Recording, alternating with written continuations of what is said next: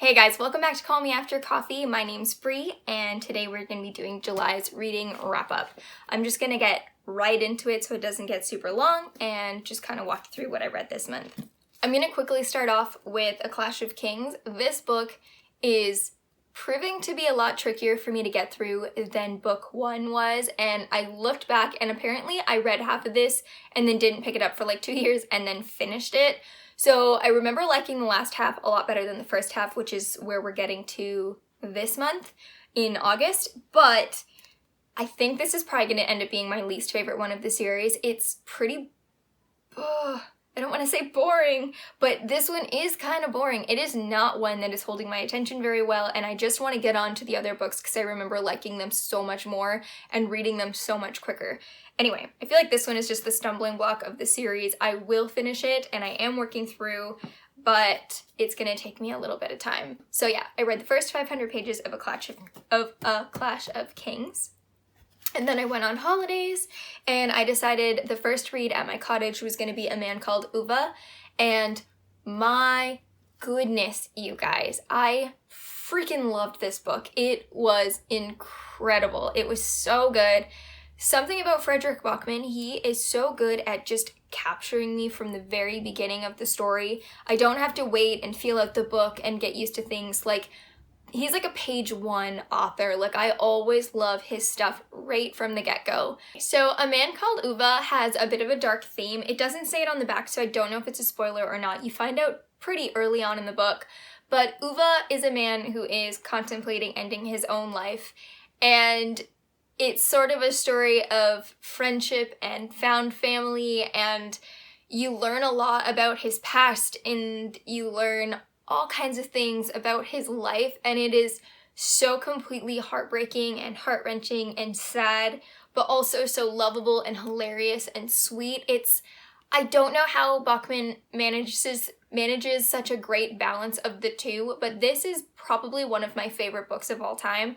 As far as I know, this is going to be coming out as a movie soon, and I think Tom Hanks is going to be playing Uva, and I can't think of anyone who would be more perfect for this role than Tom Hanks. Like, I have a feeling Tom Hanks is going to blow this role right out of the water, and I have no idea when the movie is coming, but I am here for it, and I want to see it, and I'm probably just going to cry throughout the whole thing. But I adored this book. If you haven't read A Man Called Eva yet, and if you haven't read a lot of Bachman yet, I highly recommend. I've yet to read a book of his that I didn't love.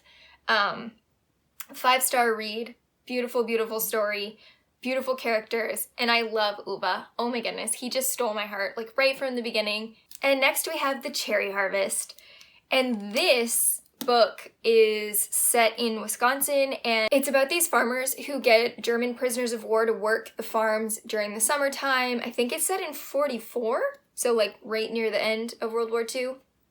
But they get these German prisoners of war to work the fields and the fruit farms during the summertime harvest and the fall harvest because all of the young men are off in the war and they just don't have enough people to pick the fruit. So they enlist these soldiers.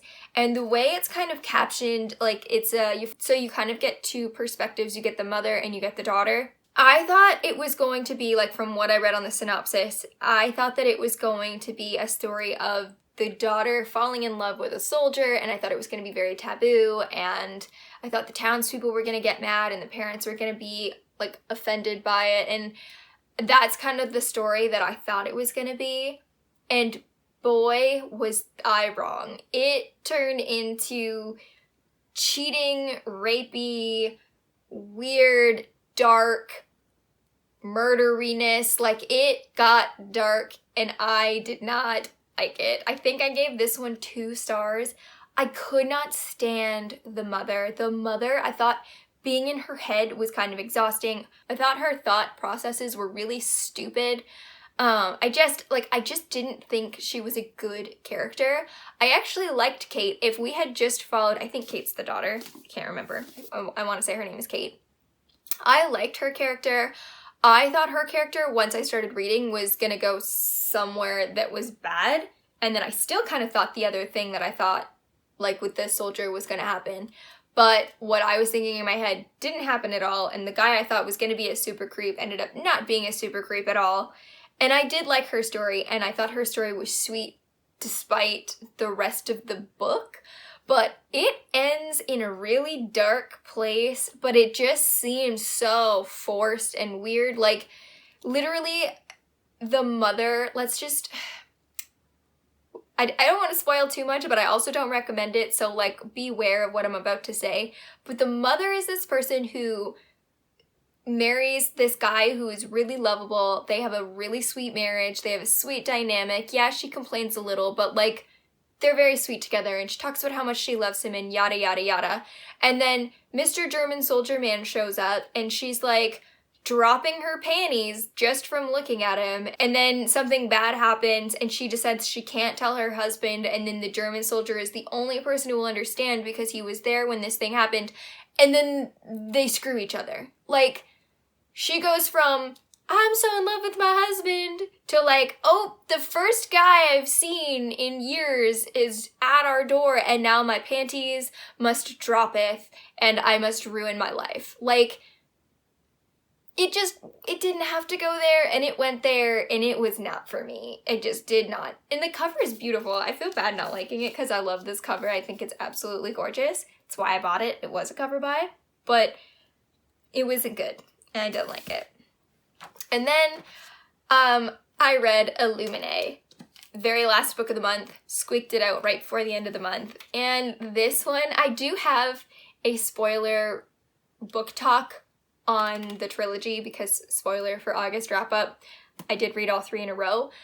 But I'm just going to talk about this one, and it's so hard to just talk about this one, and I still don't really even know how to sum it up because if you sum it up, it kind of ruins all of them. So anyway, in this particular one, this is, if you don't know already, because everybody knows about Illumination, so I feel like I'm not saying anything new. It's like a YA space drama, but like a wariness thing. It's a thing. And I really did enjoy the first one. I had fun with the first one. I gave this one 4 stars. Again, I can't say too much because there's some stuff that like really drove me crazy. But I did enjoy the first one. I thought it was decent. I could understand why people liked it. That's all I can say right now. I don't know what else to do. Keep an eye out if you have read all 3. I will have a review I will have a book talk up super soon, and I will try to remember to card that somewhere. If I forget, comment down below and let me know that I forgot to do my job again. But I did like Illumination. I did like the characters. It is kind of corny, really corny, but like I was okay with it. It's just that once that corniness mounted on and on and on and on, that's where we ran into problems with the series. Anyway, gave this one 4 stars. You'll find out about the other 2 soon. That's all that I read this month. I do want to finish a Clash of Kings in August if I can.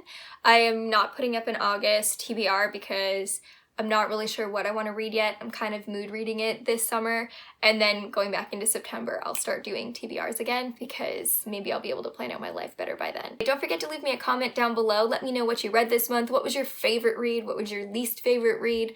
And while you're down there, please hit subscribe and don't forget to hit the bell so you don't miss future notifications. I upload most Mondays and Thursdays, and I will talk to you guys all soon. Thanks so much for watching. Bye.